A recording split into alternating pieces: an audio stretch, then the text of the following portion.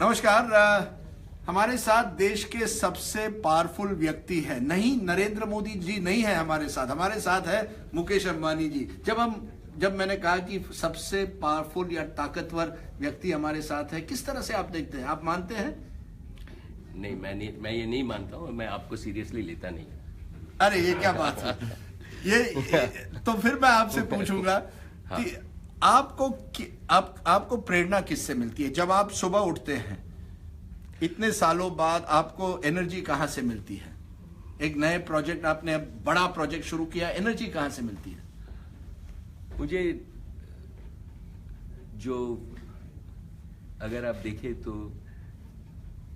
मेरे खुद के बच्चे अभी 24-25 साल के हैं, उनके और उनके दोस्त, और जो हमारे रिलायंस में जो 30 साल से यंगर लोग हैं, जब उनके साथ मैं समय बिताता हूँ तो उनकी जो एस्पिरेशंस है, उनकी जो एम्बिशंस है इंडिया के लिए, अगर ये मैं सोचता हूँ तो उससे मेरी एनर्जी डबल या ट्रिपल हो जाती है एवरी डे। अगर आप 25 साल के अब होते मुकेश भाई, क्या करते आप? अगर यही सेम जो मैं इस जनरेशन में जो मुझे एनर्जी दिखती है, ये अगर हमारे जनरेशन में होती तो इंडिया आज सबसे आगे होता। आप समझते हैं कि इस जनरेशन में आपसे ज्यादा एनर्जी है, आप अपॉर्चुनिटीज ज्यादा है, एम्बिशन ज्यादा है? Without doubt. ये बताइए, क्या आपने कभी सोचा कि मैं पब्लिक लाइफ में चला जाऊं, नेता बन जाऊं? कई देशों में इंडस्ट्रियलिस्ट जो हैं नेता बन जाते हैं। नहीं, मैंने ये जरूर से सोचा है कि ये पब्लिक लाइफ में और पॉलिटिक्स नहीं है मेरे लिए, बट एजुकेशन, राइट, जो मेरे दिल के करीब है वो है education. How do we improve skills, how do we improve the education system, how do we really empower the 200 million children that will be educated, which will form the future generations of India for the next many decades. और इस पे मैं जरूर से कुछ करना है। यानी पेट्रोकेमिकल से कम्युनिकेशंस की दुनिया में, और अब आप कह रहे हैं कि अगर आपको कुछ तीसरी इनिंग्स खेलनी पड़े तो वो एजुकेशन में होती।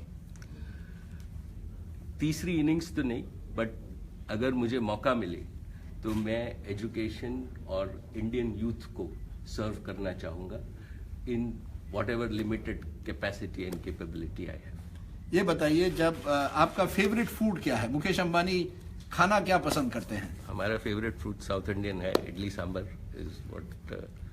और मुंबई में कोई फेवरेट जगह? हम मैसूर कैफे, जहां मैं केमिकल इंजीनियरिंग पढ़ा था, तो 1974 से 79 से आज तक वो मेरी फेवरेट जगह। अब आप तो मैसूर कैफे नहीं जा सकते, मैसूर कैफे को आपके पास आना पड़ेगा। हाँ, नहीं, हम जाते हैं और वो भी आते हैं। आप रिलैक्स किस तरह से करते हैं? इतने टेंस जिंदगी में रिलैक्स कैसे करते हैं? मैं बहुत पढ़ता हूँ, मैं अपने दोस्तों के साथ समय बिताता हूँ, और आजकल तो बहुत देखता भी हूँ, बिकॉज आजकल जो डिजिटल का ज़माना है, सब कुछ विजुअल हो गया है, तो इससे मुझे दुनिया में भी क्या हो रहा है ये भी पता लगता है, बियॉन्ड एंटरटेनमेंट। यानी आप जियो पर देखते हैं या किसी और? आजकल तो जियो पे ही देखता हूँ क्योंकि उस पे बेस्ट दिखता है। I see, that's a good plug line for Jio. लेकिन मैं आपसे ये भी पूछूंगा कि क्या मुकेश अंबानी सोचते हैं कि दिस जनरेशन जिसके बारे, अगर आप उनको कोई मैसेज देना चाहें, यंगस्टर 25 इयर्स ओल्ड करना चाहता है कुछ, क्या कहेंगे आप उनको? आई थिंक दैट ये अगले 20 साल इंडिया के हैं, और आप सब इंडिया को अपनी राइटफुल प्लेस दुनिया में ले सकते हैं, और आपकी प्रगति के साथ इंडिया की उन्नति भी होएगी, और ये मौका once in a life time of a country है। इसको आप आगे बढ़ाइए, और आप भी आगे बढ़िए और इंडिया को आगे बढ़ाइए। तो आखिर में मैं पूछूंगा, अगर कोई यंगस्टर वहां है जो स्टार्टअप करना चाहे और उसके पास बड़ी अच्छी आइडिया है, वो आपको लिख सकते हैं? डेफिनेटली, और हमने तो कहा है कि हम स्टार्टअप फंड हमारा है जहां हम 5,000 करोड़ रुपया टू यंग इंडियंस देने वाले हैं, to all startups across India, particularly in small towns. आपका हीरो कौन है? मेरा रोल मॉडल हीरो जो हमारे पिताजी है, जिस उनके हिज इन्फ्लुएंस ऑन मी, जो धीरूभाई अंबानी ने शुरू किया, और उन्होंने ये शुरू किया कि भाई वो आए थे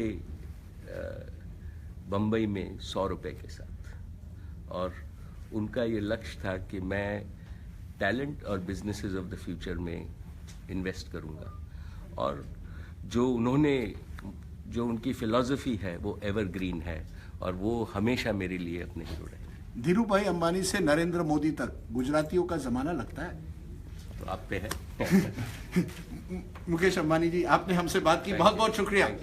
मुकेश अंबानी, अगर आप मैसूर कैफे जाएं तो उनसे जरूर मिलिएगा, डोसा इडली वहीं खाइएगा। आप मुकेश अंबानी एक दिन बन सकते हैं। Thank you very much sir.